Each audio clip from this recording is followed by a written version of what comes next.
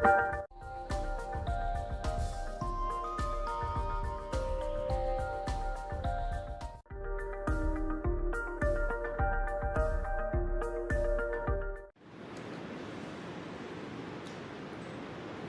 afternoon. My name is Joe Ceci. I'm going to give a brief land acknowledgement. I'm speaking on the traditional territory of the signatories of Treaty 7, and I acknowledge the Métis people who share a deep connection with this land. There is a profound crisis in our ambulance system in Alberta. As the NDP Municipal Affairs Critic, I talk to councillors and mayors across the province that are frustrated that ambulances are responding to more calls outside their communities than in them. In August, I highlighted how the communities of Airdrie, Chestermere, Cochrane, and Strathmore are responding to an increasing large number of calls in Calgary. And recent data from Alberta Health Services has shown that the situation for ambulance response times has gotten worse. Alberta Health Services quietly publishes a quarterly emergency medical services dashboard. The most recent dashboard was released in October. The slowest 10% of calls have gone from 12 minutes in 2021 to near 19 minutes now. The amount of time that EMS crews are spending in hospitals is increasing also.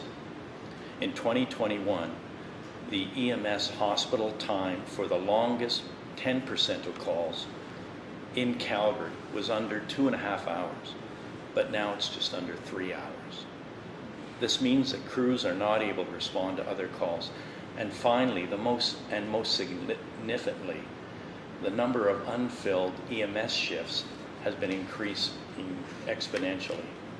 We obtained information through a Freedom of Information request that shows damning data about how short-staffed the system is. There have been over 9,600 unfilled shifts in Calgary this year alone from January to October, 9,600. This number will certainly pass 10,000 by the end of the year. There were 1,370 unfilled ambulance shifts in Calgary in October alone. This is an increase of over 600 from March. We also have data for unfilled shifts in Airdrie and Cochrane, which are much smaller, but which show that why so many ambulances from those suburban and rural communities are responding to so many calls in cities when there are over 1,000 unfilled EMS shifts. This crisis in EMS has a direct impact on emergency wait times, which are being felt most acutely right now at children's hospitals. As wait times increase, ambulance crews are left to care for patients in hallways and in parking lots of hospitals. These troubling statistics show the need for action. The UCP promised action when they announced the creation of an advisory committee in January, which wrote a report. The health minister has had that report since October, but has not released it. Today I'm calling on Danielle Smith to immediately release this report and the included recommendations immediately.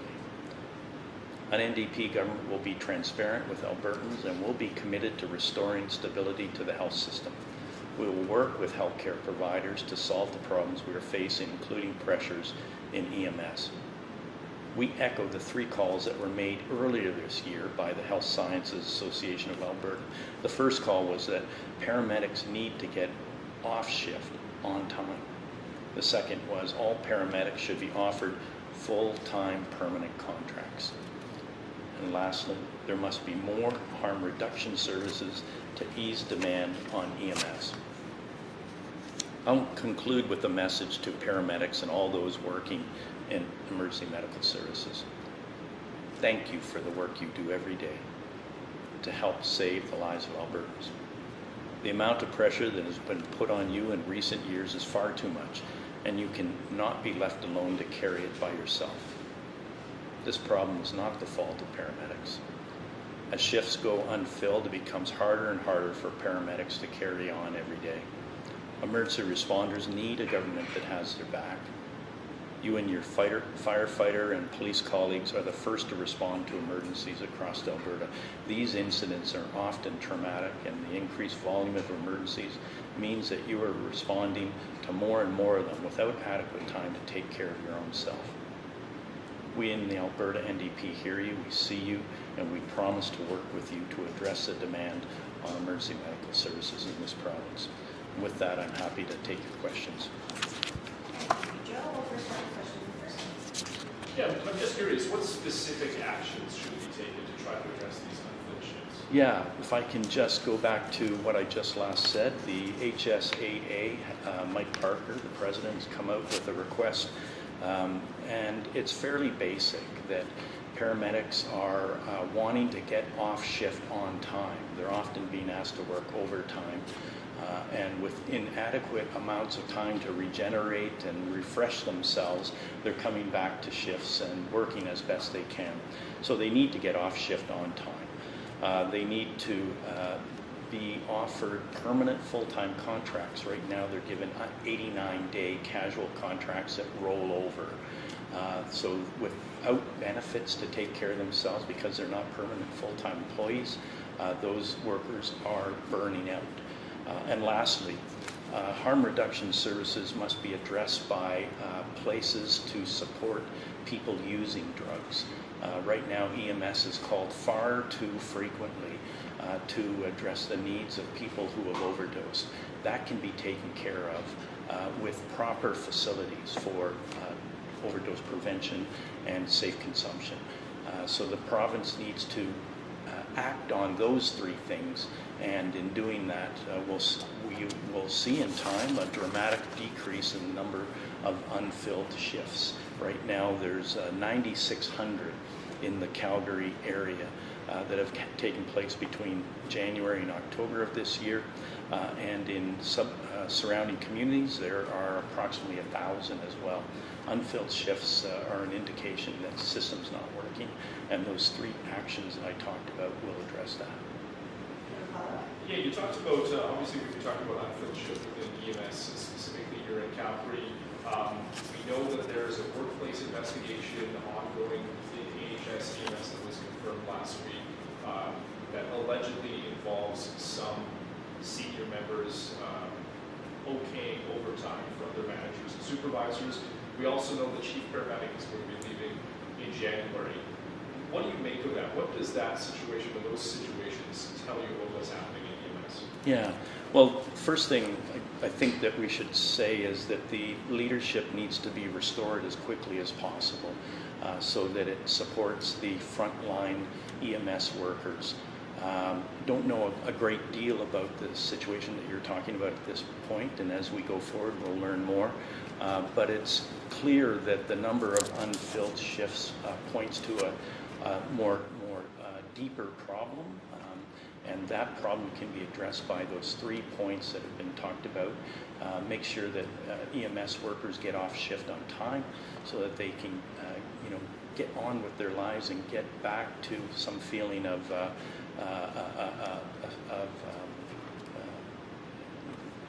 so they're not burning out, essentially, and make sure that they have proper full-time employment contracts that allows them benefits. As we go forward, of course, we want to see more of these shifts, unfilled shifts, decrease. We want to see more responses, fewer red alerts, and that can only happen when there's a greater stability in the system, and that needs to be brought to bear as soon as possible with greater support from the government. All right, we'll now go to the phones for questions. Just a reminder for those joining us on Zoom to use the raise hand function, and for those joining us on the phone to use the star 9 function to get to the question queue.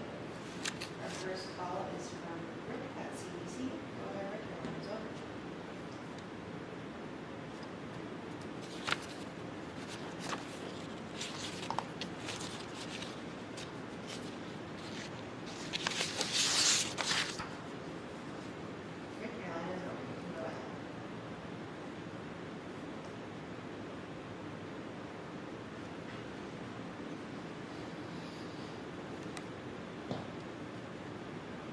My apologies. Can you hear me now? I can now, thank you.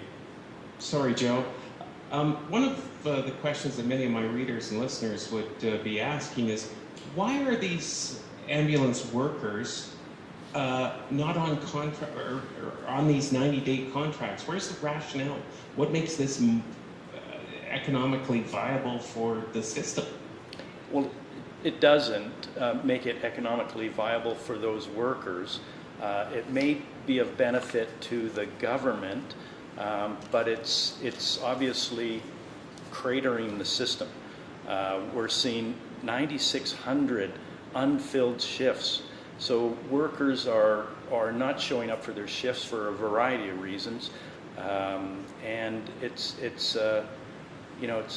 penny wise and pound foolish. I would say that the government may be saving money on benefits and on permanency, but it's costing the system in all sorts of other ways and directly impacting the emergency response Albertans can count on.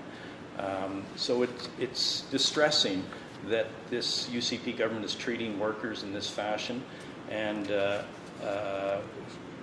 we're fortunate enough to become government. We will change this immediately. Do you have a follow-up, Rick? I do, if I could. I'm curious about this EMS report that you're calling to be released. Can you give me a little bit of background? I know I can do some research on it, but I'd like, what do you think is in this report? And please, if you can give me a little background of when it was ordered and by whom. Yeah. Well, just going back, there was an advisory committee created in January to look at the problems in EMS. They wrote a report and submitted it. And frankly, I don't know what's in the report, nor does anybody, because it's sitting on the desk of the health minister, who has still not released it. My colleague, the critic for health, David Shepherd, has called repeatedly in the House for that report to be released, and it hasn't been yet. That's why today I'm calling on Danielle Smith to immediately release this report and to include the included recommendations immediately. We've got a crisis in EMS response times, in the workers who are burning out and who are not able to show up for their shifts. So please, let's get beyond the kind of hiding things and being not transparent, and do what's best for not only the system but for Albertans who need emergency medical services. Anything further, Rick? No, thank you. I appreciate the answer, Joe. Any other questions in person? All right, we'll do one last ask for questions on the phone. Just a reminder to use the raise hand or star 9 function. No further questions. We'll wrap today. Thanks, folks. Thank you very much.